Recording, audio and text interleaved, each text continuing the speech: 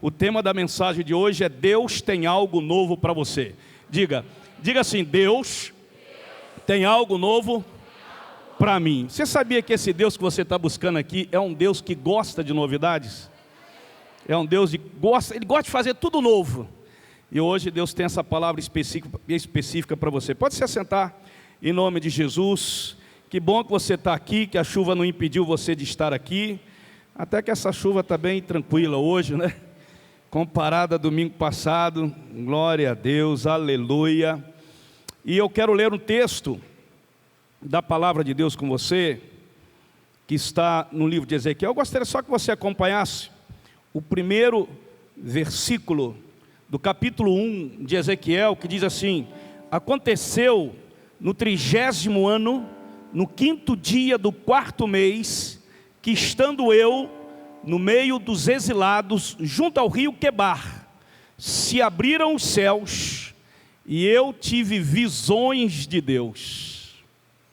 Que experiência maravilhosa, né? Eu quero aqui, só para você entender, eu quero fazer uma comparação, para você entender o que Deus tem, o novo que Deus tem para você.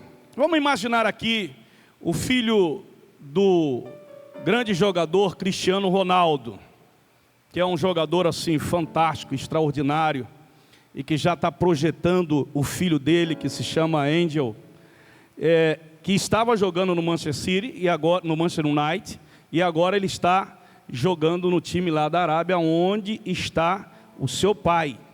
Humanamente falando, irmãos, o futuro desse menino está praticamente garantido no futebol. Amém? Tranquilo. Por quê, pastor? Primeiro porque ele é filho de um dos melhores jogadores do mundo, mundialmente conhecido. Esse menino tem todo o apoio do pai. Ele está com 12 anos de idade, já tem um contrato milionário para esse menino de 12 anos de idade. Imagine então comigo, daqui a alguns anos, acontece aí uma guerra, acontece aí alguma coisa inesperada, que tire do filho do Cristiano Ronaldo esse sonho, o maior sonho da vida dele, que é ser jogador de futebol profissional. Imagine esse menino, daqui a alguns anos, acontece. Imagine o pai dele, tudo pronto, tudo já determinado, tudo projetado. Veja, irmãos, que eu estou aqui apenas conjecturando. Eu estou fazendo aqui apenas uma comparação para que você entenda o versículo 1 que eu li com vocês, da vida de Ezequiel. Desde criança, esse menino treinando, assistindo o pai jogar futebol, na verdade, projetando no futebol, e daí acontece uma fatalidade e tira desse menino o seu maior sonho. Você pode imaginar a frustração, o tamanho da frustração desse menino. Mas pastor, o que é frustração? Frustração é não atingir o ideal planejado. Você planejou algo e aquilo não aconteceu, e você ficou o quê? Frustrado, porque você tinha uma expectativa de que aquilo ali fosse acontecer, e aquilo ali não aconteceu. Você se preparou, você trabalhou para aquilo, você se doou para aquilo, e por alguma situação que você muitas vezes não entende, aquilo não aconteceu. Isso se chama frustração. Na verdade, uma expectativa não alcançada. Agora, por que eu estou fazendo essa analogia, essa comparação? Porque foi exatamente isso que aconteceu com a vida de Ezequiel, que se tornou um profeta. Ele era filho de sacerdote, ele era neto de sacerdote, fazia parte de uma linhagem sacerdotal, estava se projetando para o ofício sacerdotal, porque para quem não entende, naquela época ser sacerdote, hoje seria como ser um ministro de um governo bem sucedido. Só para você entender como que era importante ser um sacerdote naquela época. Eu quero contextualizar, trazendo para os dias de hoje, é como um pastor. Na verdade, uma comparação assim, trazendo para os dias de hoje, é como se fosse um pastor. Então, eu estou me preparando, estudando e vendo tudo para ser um pastor. É claro que a figura de pastor hoje não pode se comparar com a importância que a figura do sacerdote tinha para o povo naquela época, né? Hoje é um pouco diferente. Eu sei que para muitas igrejas, para muitos rebanhos, a figura do pastor ainda é muito importante, tem relevância, as pessoas entendem isso, discernem, né, o chamado de Deus na vida daquele homem ou daquela mulher. Contudo, por causa de muitas coisas que acontecem, as pessoas começam a desvalorizar a figura do pastor. Mas esse não é o nosso assunto. Na verdade, Ezequiel tinha expectativa, se preparou, estudou para isso, fazia parte dessa linhagem. E para exercer o sacerdócio, naquela época, ele tinha que ter 30 anos de idade. Só começava a exercer o sacerdócio com 30 anos de idade. E aqui eu quero abrir até um parêntese. Você lembra que Jesus Cristo começou o ministério dele com quantos anos? Quantos anos? Com 30 anos, porque só podia exercer o ministério sacerdotal, profético, com 30 anos de idade. E aí, só para poder fechar esse parênteses, para você entender por que Jesus começou aos 30 anos de idade. Mas ali estava Ezequiel, por volta dos seus 25, 26 anos de idade, faltando ali quase 4 anos, 5 anos, para o maior sonho da vida dele se tornar realidade. Um rei chamado Nabucodonosor, vocês já ouviram falar, na Bíblia está lá, que era rei de Babilônia, invadiu Jerusalém e levou alguns judeus cativos para a Babilônia, e dentre eles estava quem? Ezequiel, que nunca se imaginou na projeção em outra coisa senão na função de sacerdote, mas ele foi levado como cativo. O que significa isso? Aconteceu uma tragédia, exatamente como o capítulo 1 que eu li com vocês. Na margem de um rio chamado Quebar, com outros exilados, outros judeus, literalmente, estava ele ali lidando com o seu sonho morto. O sonho, o que os pais projetaram, o que ele projetou, o que ele preparou, o que ele estudou, para poder ser um sacerdote. Agora ele estava ali na margem de um rio, na Babilônia, junto com outros cativos, imaginando e vendo o que eu estou fazendo aqui. E ele estava exatamente ali completando seus 30 anos de idade. Imagine, aos 30 anos de idade, se eu não tivesse aqui preso, cativo, se não tivesse acontecido essa tragédia na minha cidade, no meu país, eu não estaria aqui, eu agora começaria o meu sacerdócio. Olha como havia uma grande expectativa, um plano, um planejamento, tudo sendo preparado e de repente tudo cai, tudo acaba. O sonho, os esforços caem por terra. Ezequiel está ali frustrado diante do sonho que ele tinha e que de repente não tinha mais. Estava morto. Você pensa comigo, querido. Imagine a dor daquele profeta, daquele que não era mais ele não podia ser um sacerdote, ele estudou para ser, mas ele não era. Acompanhe comigo o raciocínio. E outra coisa, pastor, mas ele não podia fazer nada, absolutamente nada para reverter aquela situação. Sabe quando você chega diante de uma situação que você não pode fazer absolutamente nada para reverter aquilo? Você tem que dar como vencido? Não tem como. Era exatamente a situação que Ezequiel estava vivendo. Na verdade, quantos de nós aqui já nos frustramos, pelo menos uma vez na vida? Tínhamos uma expectativa, preparamos para aquilo, estudamos para aquilo, nos doamos para aquilo e de repente houve uma tragédia, uma situação inesperada, que nós nunca projetamos, que de repente aconteceu e tudo aquilo que nós havíamos nos esforçado com a expectativa de alcançar, não alcançamos mais. Interessante isso. Pode ser que aqui nessa noite há pessoas que estão aqui com uma grande frustração. Pastor, eu me encaixo nisso. Olha, eu me preparei, eu planejei, E olha, aconteceu tanta coisa que deu tudo errado. Eu me sinto uma pessoa frustrada. Pode ser que aqui nessa noite existam pessoas assim, frustradas, mas Deus tem uma boa nova para você. Diga, Deus tem algo novo para mim. Qual é a mensagem aqui que Deus quer falar para você? Nem tudo você vai conseguir mudar na vida. Um dos maiores erros que o ser humano pode ter é pensar que ele tem controle sobre tudo na vida. E é por isso que muitas vezes a gente se quebra. Muitas vezes a gente se dá mal. Por quê, pastor? Porque nós não temos controle de quase absolutamente nada, a não ser apenas dos nossos próprios comportamentos. Na verdade, pouquíssimas coisas da vida nós temos controle. O que eu devo fazer então, pastor, nessa situação? Você deve aprender o seguinte, aprenda aqui comigo. Aprenda a lidar com aquilo que você não pode mudar.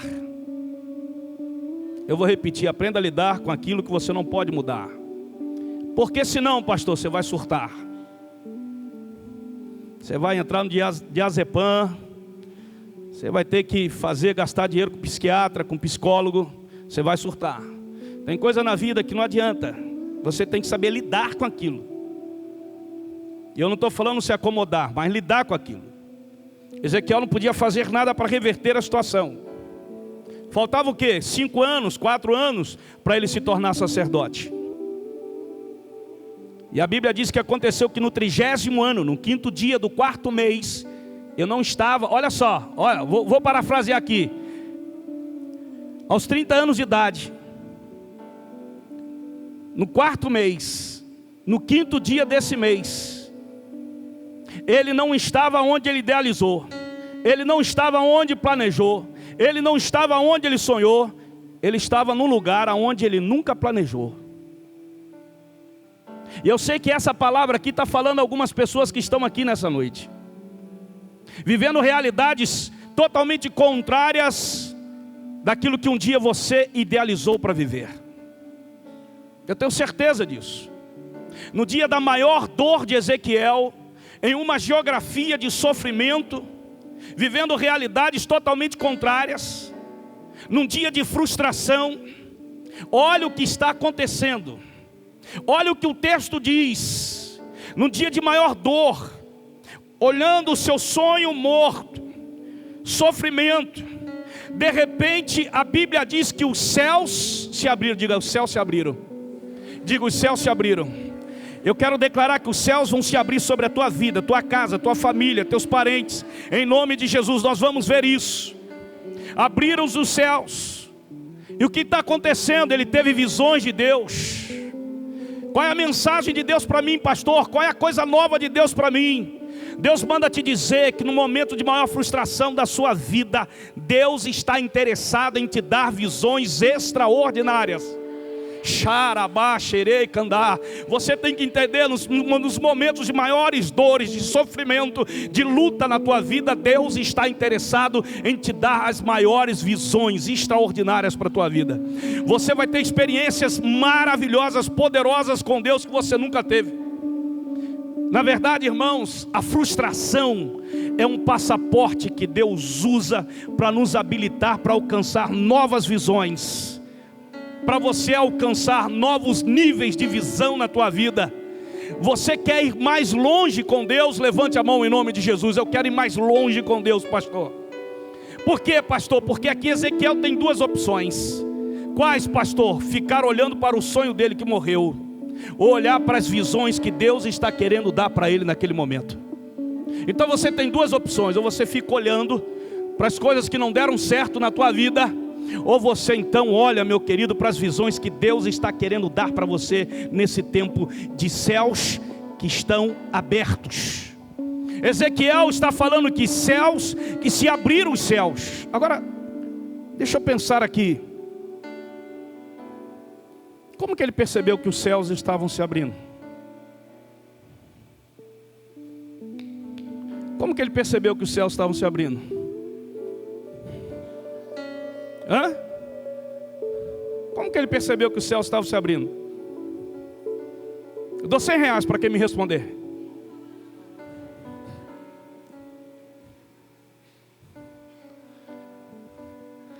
Quem consegue ver os céus abertos? Quem está olhando para cima? Aleluia! Quem está olhando para... Qual é o seu nome, irmão? Roberto. Roberto está ligado. Já está antenado. Não tem problema. A Cleusa também está ligada. Sabe, é assim. Ninguém consegue ver céus abertos olhando para baixo. Se você quer que o céu se abra, você tem que estar olhando para cima. Você não pode olhar para baixo, nem para o lado, nem para o outro. Você tem que olhar para cima. É lá que os céus estão abertos. Diz a Bíblia que Ezequiel viu os céus abertos. A frustração, a dor, o sofrimento não foram capazes de fazê-lo olhar para baixo. Porque muitas vezes na vida, quando nós estamos diante de uma frustração, de uma dor, de um sofrimento, a nossa tendência é tirar os olhos dele para olhar para a dor, para olhar para o sofrimento, para olhar para a adversidade, para olhar para aquilo que não deu certo. Eu quero te dizer nessa noite, em nome de Jesus, Deus tem algo novo para você. E Deus está dizendo para você: olha para cima, que o céu vai abrir. Olha para cima, que o céu vai abrir sobre a tua casa, sobre a tua vida, sobre os teus negócios. Essa dor que você está sentindo, esse sofrimento que você está sentindo, essa situação adversa que você está vivendo, ei, não olhe para elas, olhe para mim. Eu sou o autor e consumador da sua fé. Louvado seja o nome do Senhor, aleluia. Ei! Você pode lembrar, vou lembrá-los sobre Abraão. Quando Deus pega e tira Abraão da tenda, Abraão vem para fora. Olhe para o céu, conte as estrelas do céu. Deus sabia que Abraão não iria conseguir contar. Na verdade, o texto diz que Deus mandou com que ele tentasse contar as estrelas do céu. Na verdade, o que Deus quis mostrar para ele é o seguinte, irmãos: que um homem cheio de promessas não pode olhar para baixo, tem que olhar para cima. Porque Deus tem promessa, Deus tem propósito para a tua vida. Você não pode caminhar olhando para baixo, você tem que caminhar olhando para cima. Preste atenção aqui, meu irmão, olha aqui, olha aqui. Preste atenção, é você que escolhe. Você tem que fazer uma escolha. Ou você vai continuar vivendo com essa sua dor, escolhe viver com a sua dor, ou escolhe viver para cima, para que você tenha as visões de Deus para a mudança da tua vida.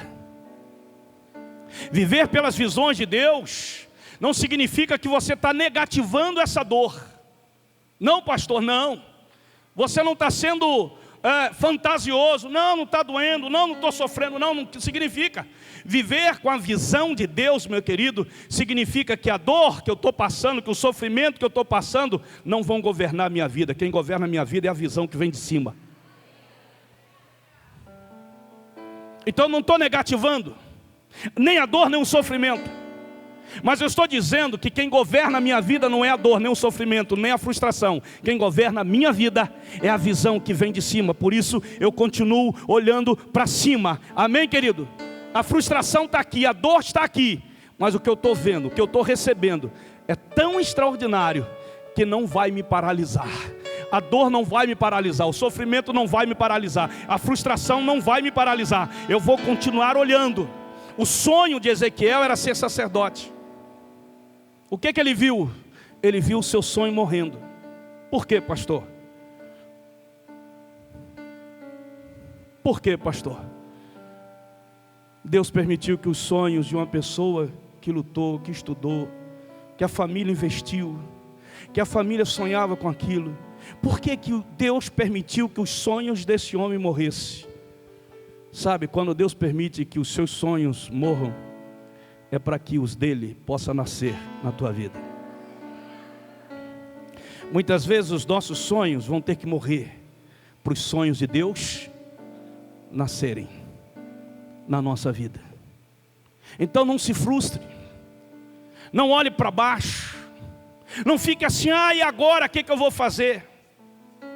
Pode ser que talvez você não esteja entendendo porque algumas coisas estão erradas ou estão dando errado, o plano não deu certo, pastor. Talvez a conta não está fechando, está tudo certinho, eu fiz tudo certinho. Por que que não está dando certo? Deixa eu te dizer, meu querido, porque Deus tem um plano para você. Nesse contexto, Israel não precisa de sacerdote. Deus está falando para ele, ei Ezequiel, nesse contexto de escravidão, Israel não está precisando de sacerdote. Porque qual era a figura, qual era a função do sacerdote? A função do sacerdote, irmão, era pegar a voz do povo e levá-lo para Deus. E Deus está falando para Ezequiel, olha, a função agora não é essa. O povo não está precisando que você leve dele para mim. O povo está precisando que você leve de mim para ele.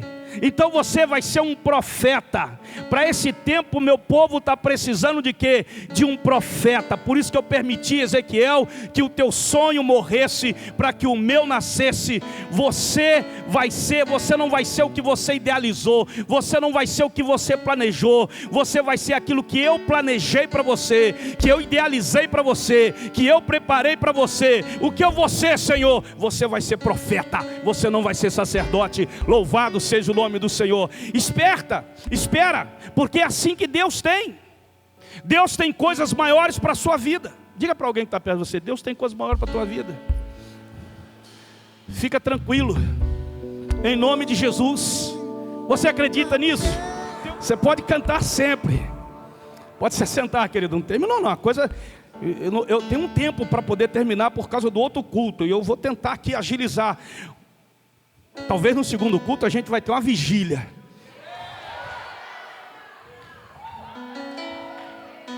Ezequiel não estava entendendo nada quando ele foi preso. Só que está tudo no controle de Deus. Aqui, olha para mim aqui, olha para mim aqui. Você não entendeu? Quando tudo sai do teu controle, Ele entra, porque Ele está no controle de tudo na tua vida. Ele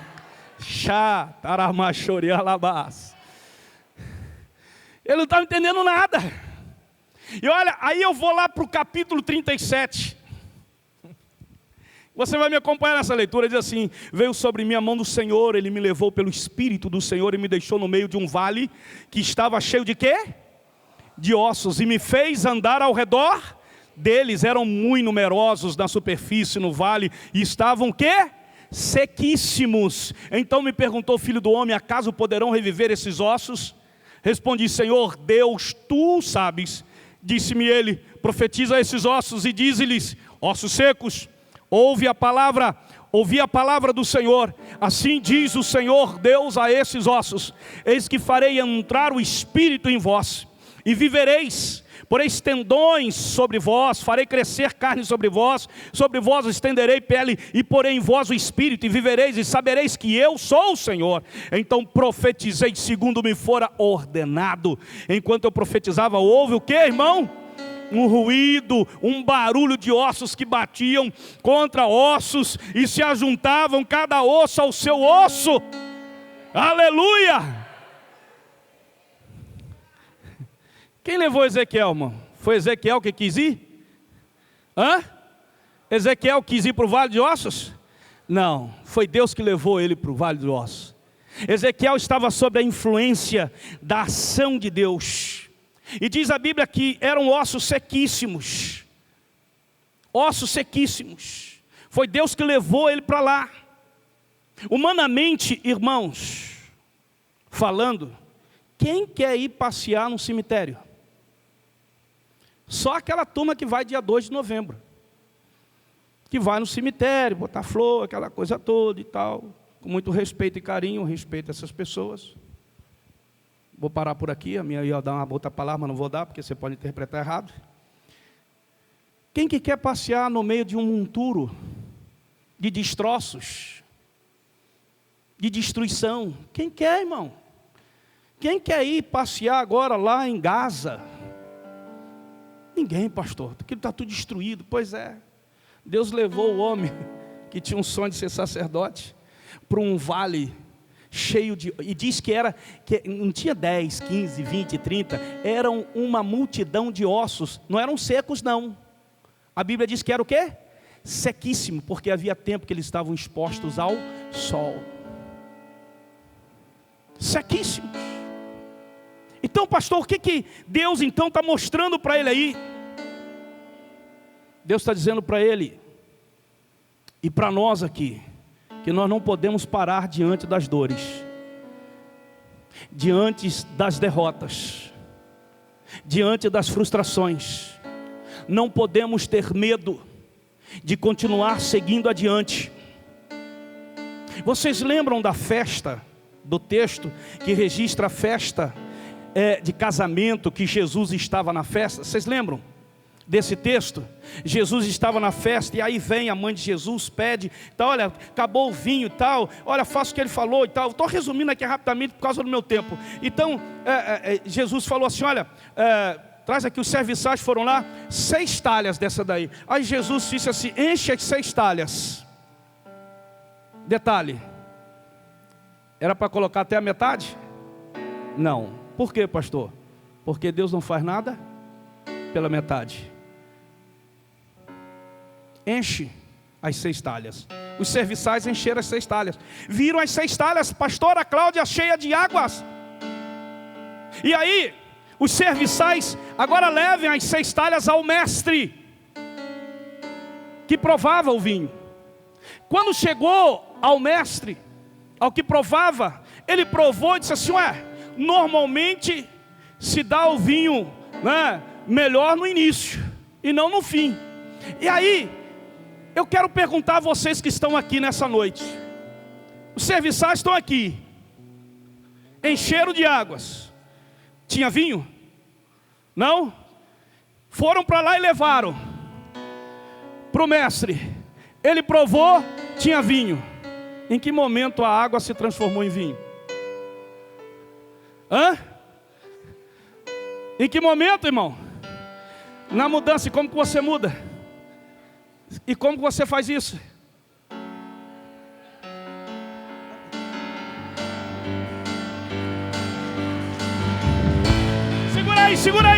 Segura aí, porque você tem que entender que o milagre não acontece quando você está parado. O milagre acontece quando você está andando, quando você está caminhando. Quando você está caminhando eu não vejo, mas enquanto eu estou caminhando, Deus está realizando o milagre. Aleluia!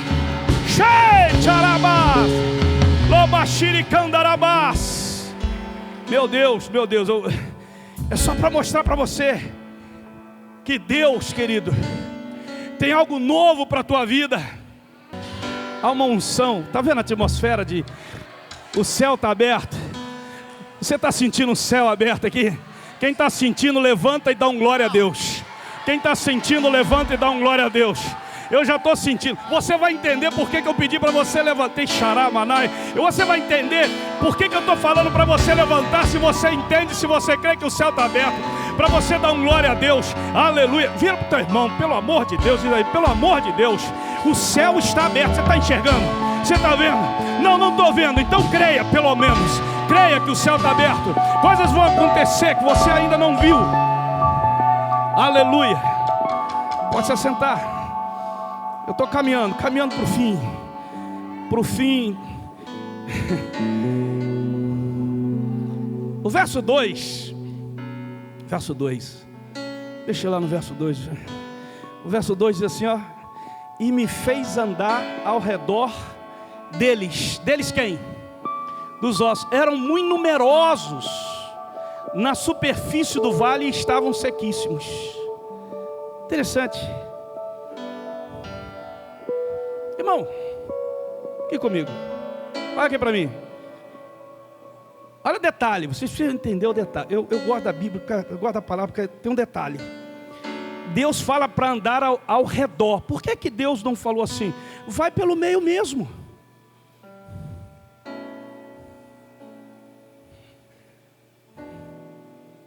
Está todo mundo ligado. Eu gosto disso. Por que Deus não falou? Vai pelo meio mesmo. E falou para ele assim, não, diz o Senhor, fez andar no meio.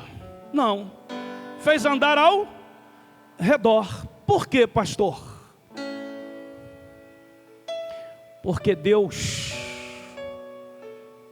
não leva você para andar, irmão, no meio de ossos. Por quê? Por que Ele falou isso, pastor?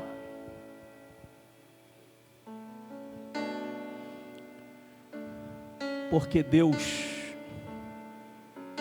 Ezequiel poderia correr o risco de pisar em cima de ossos. E Deus não leva profeta para pisar em ossos.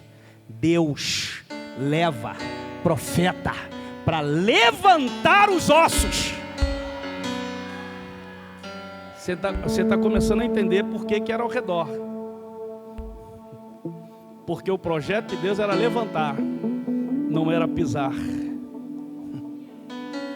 Jamais seja um matador de sonhos. Sabe por que nós não podemos pisar nos ossos? Por quê, pastor? Porque o osso que eu piso hoje pode ser quem? Pode ser aquele que Deus vai levantar amanhã para me ajudar.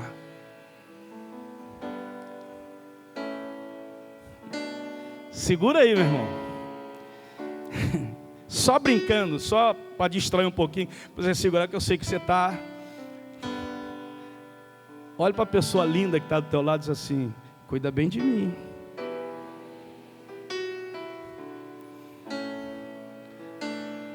A pessoa que você desvaloriza hoje, a pessoa que você humilha hoje, pode ser a pessoa que Deus vai levantar amanhã para te ajudar.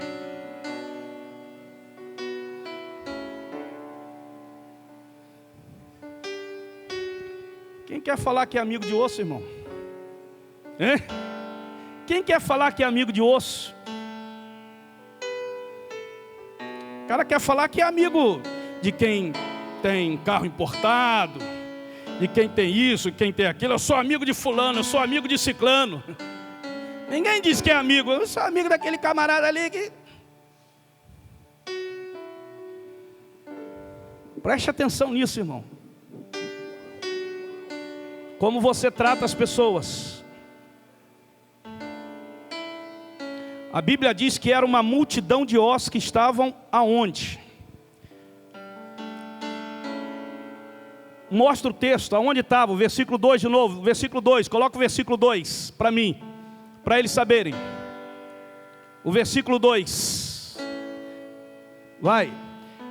E fez andar ao redor deles, eram muito numerosos. Aonde que estavam, irmãos? Hã? Aonde? A Bíblia diz, aqui na minha versão estava na é a superfície que está ali? Irmão, deixa eu perguntar uma coisa para você aqui. Os ossos sequíssimos, o normal não seria jogar terra para enterrar os ossos? Como que pode um osso estar na superfície e não embaixo da terra? Você viu o detalhe da Bíblia, da revelação do Senhor? Eu vou falar de novo, Deus tem coisa nova para você. Você tem que pegar isso. Fala para o teu irmão, você tem que pegar isso. Deus tem coisa nova para você. Você está entendendo isso, irmão? Pastor, Deus não permitiu, irmão, só que os ossos ficassem sequíssimos.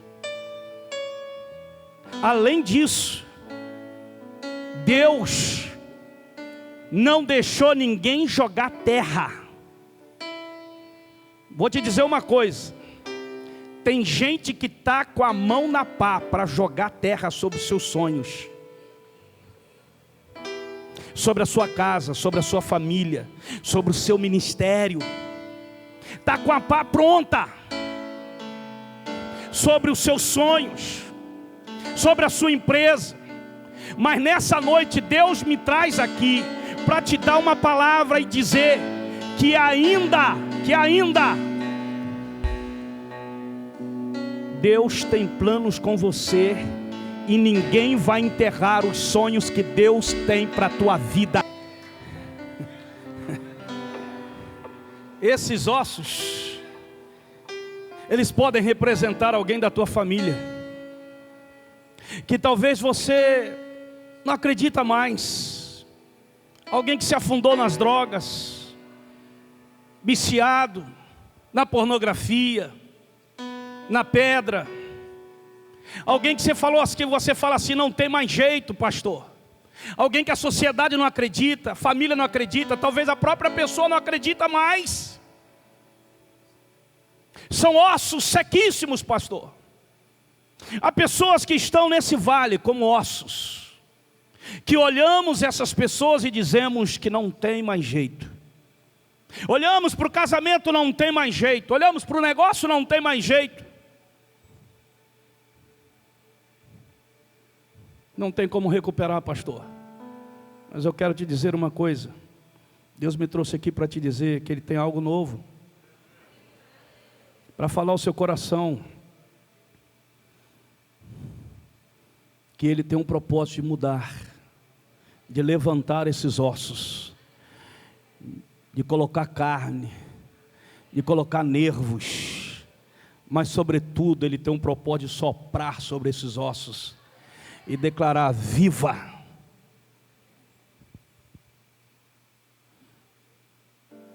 Por que eles não morreram ainda? Porque Deus tem um plano para a vida deles. Eu vou repetir que você não entendeu. Por que eles não morreram ainda, pastor? Porque Deus tem um plano para a vida deles. Comece a olhar para esses olhos da maneira como Deus olha. Como que Deus olhou, pastor? Tem até uma música, nós não vamos cantar não por causa do tempo, mas tem até uma música que fala sobre isso. Deus olhou, aqueles ossos se levantaram como um grande exército. Deus olha para aquele que está caído como um soldado que vai se levantar e vai entrar na batalha e ele vai ganhar ali. É um guerreiro, é um vencedor. Em nome de Jesus, família, vida e paz.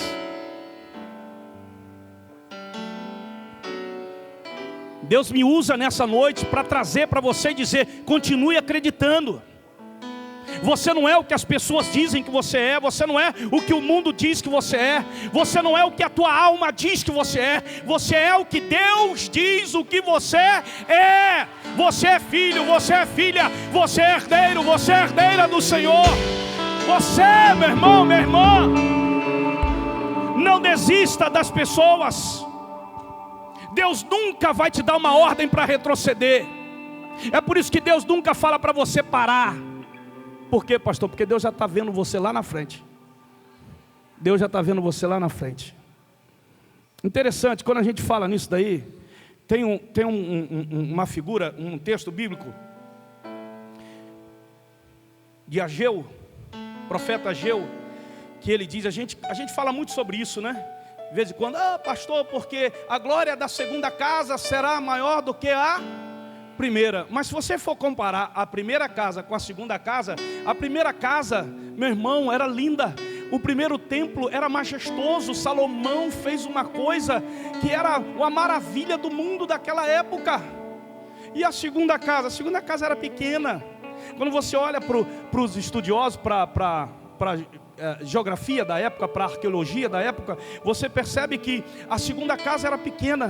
Então, pastor, por que a glória da segunda casa será maior do que a primeira? Porque a primeira já não tinha mais a presença, a segunda tinha a presença.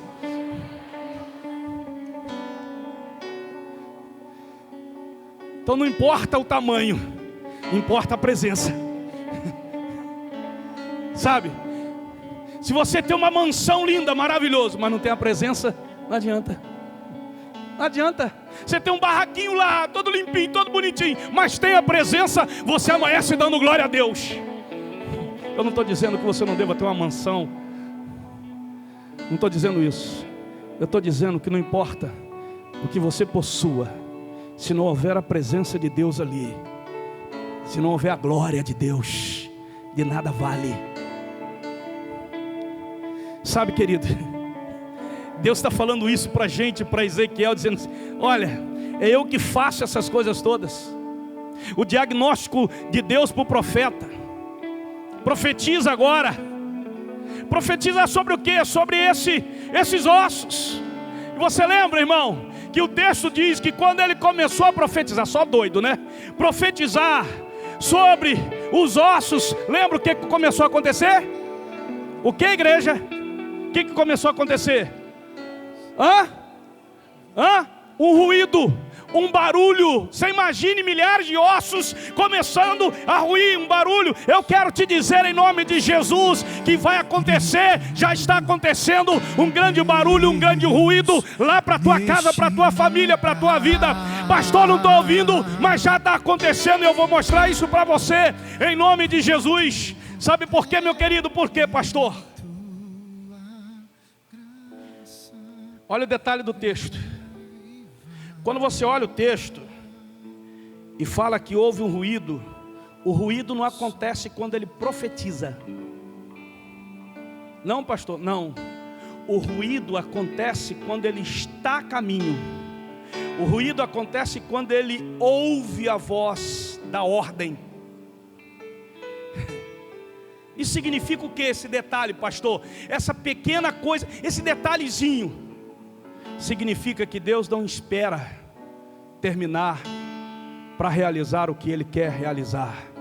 Significa que Ele não espera terminar o culto para fazer o que você precisa.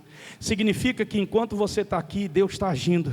Significa que enquanto você está no caminho, está caminhando, Ele já está fazendo. Deus não vai esperar terminar para poder fazer alguma coisa que Ele quer fazer na tua vida e através da tua vida. Ele vai continuar fazendo. Você precisa entender esses detalhes que Deus revela. Por quê, pastor? Porque Deus tem coisas novas para você. O céu está aberto. Não é depois do culto, é durante o culto. Deus está agindo em você. Enquanto você está sentado aí, Deus está falando com você. Por causa das frustrações, por causa de frustrações, de decepções, de fragilidades, de derrotas que você teve, você parou de caminhar, de andar, de lutar, sabe, de guerrear.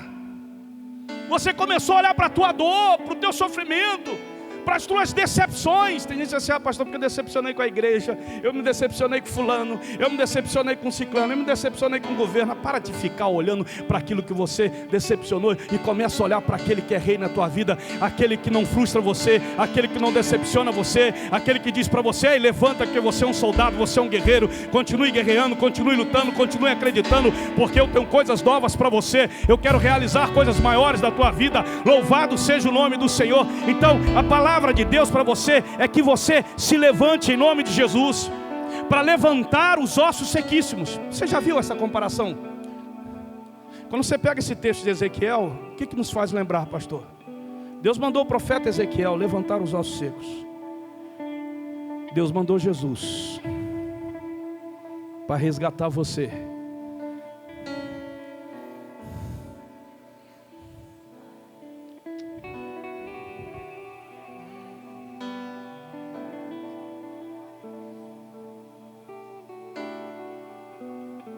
Você e eu éramos como ossos sequíssimos, mortos. Você viu o paralelo? De Ezequiel 37.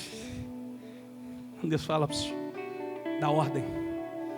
Eu queria fazer, eu tenho que terminar aqui. Eu queria fazer um ato profético agora aqui. Levante, por favor, em nome de Jesus. Deus está me dando isso aqui agora, tá? Deus está me dando isso aqui agora. Eu quero fazer um ato de fé. Ato profético é um ato de fé. Um ato de fé. Deus resgatou. Nós estávamos secos, fracos, mortos. E veio uma palavra do céu. Essa palavra se encarnou, se fez vida no meio de nós. E o verbo se fez carne, cheio de graça e de glória, e deu a ordem: levanta, levanta. Eu quero que você levante uma de suas mãos agora. E eu quero que você declare vida sobre alguém que você sabe que está como osso sequíssimo, morto. Alguém, alguma situação, algum casamento falido, alguma coisa que já faliu, alguma coisa que está morta. Eu quero que você creia e que você agora profetize. Profetize. Deus está mandando você dar uma ordem. Ei, é o céu. Olha para cima, os olhos da fé, e profetiza agora em nome de Jesus.